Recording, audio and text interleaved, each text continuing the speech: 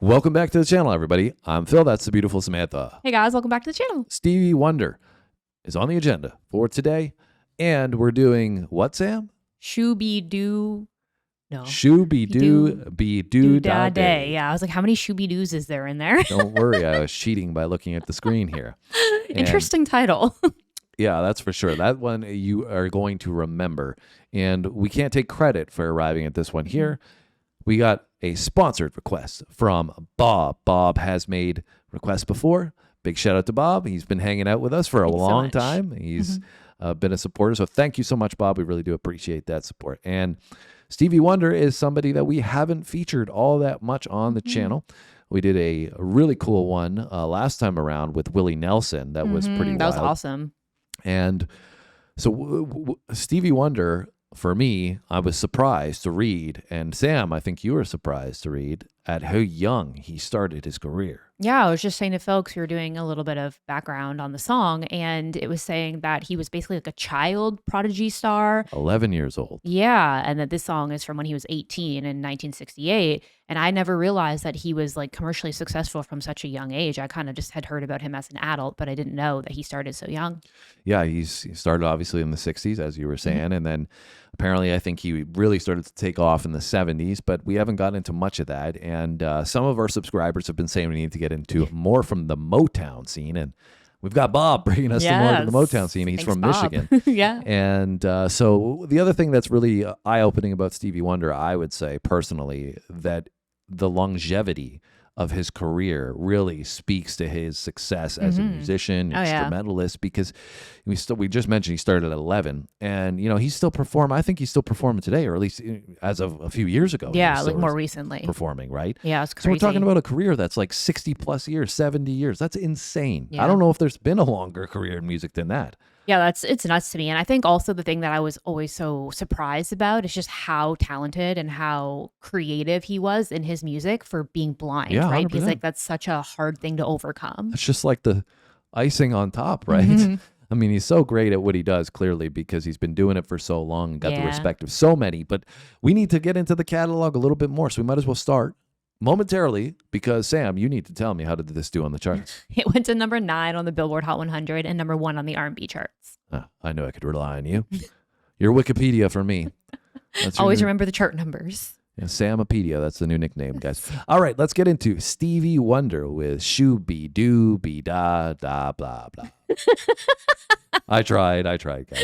Shoo-Be-Doo-Be-Doo-Da-Day. There you go. There we go. I'm sure it's going to like totally make sense as soon as we get into this. Yeah, and it'll like stick in your head. Yeah.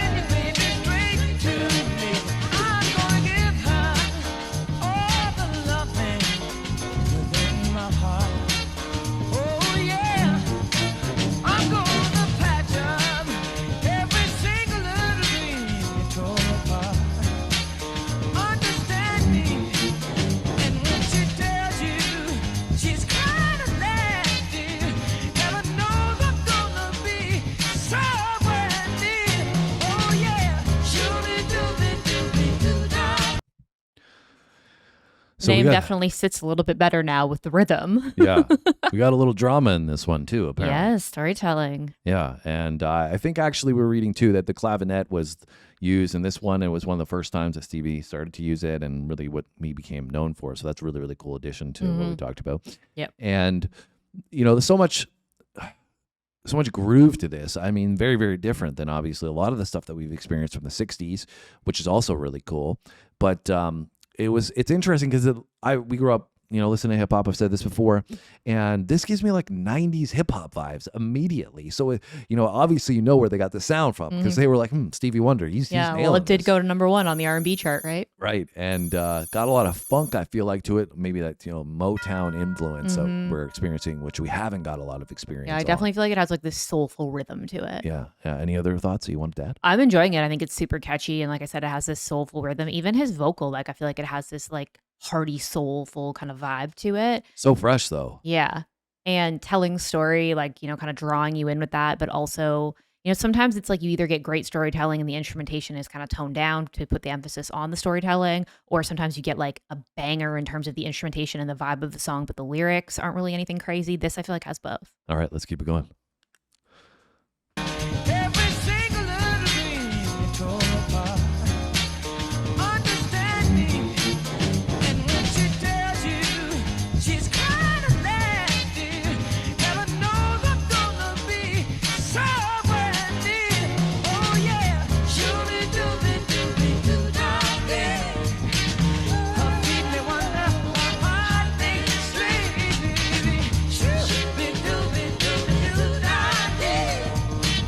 Life could lead your baby straight to me. Yeah, yeah, you better listen to me, yeah. Heartaches are calling, tears are falling because of you.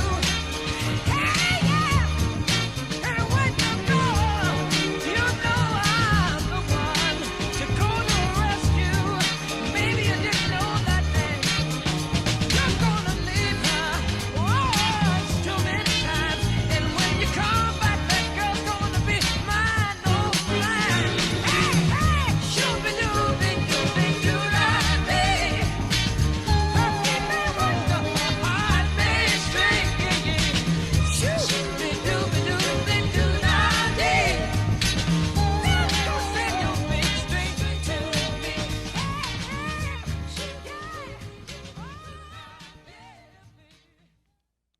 That was Stevie Wonder. Sam, how you feeling about that one? I really enjoyed that. I feel like also in the back half, like in the beginning, like I said, I was really focused on the storytelling. There's this great rhythm. I feel like he brought more of like the vocal inflections and the passion almost to the vocal delivery in the back half to kind of give it that extra like oomph. But I feel like the beat of the song and the overall vibe of it was super catchy. I could see why it did well in the charts because it would get stuck in my head. Yeah, I'm sure the title and the way it was delivered. Backing vocals were great. The complexity of the instrumentation I thought was awesome. And smooth would be the word that I would define this as. The groove, but also the delivery of the vocal kind of felt like it was riding a beat.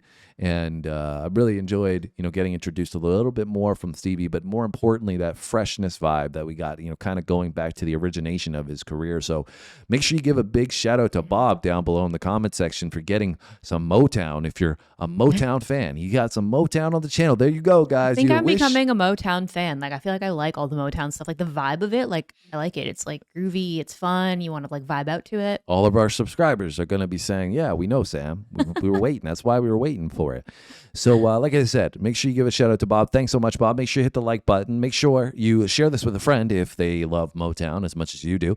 And make sure you subscribe if you haven't done so already, guys. We'd love to have you a part of the community. Have a great day. See you on the next video. Thanks for watching.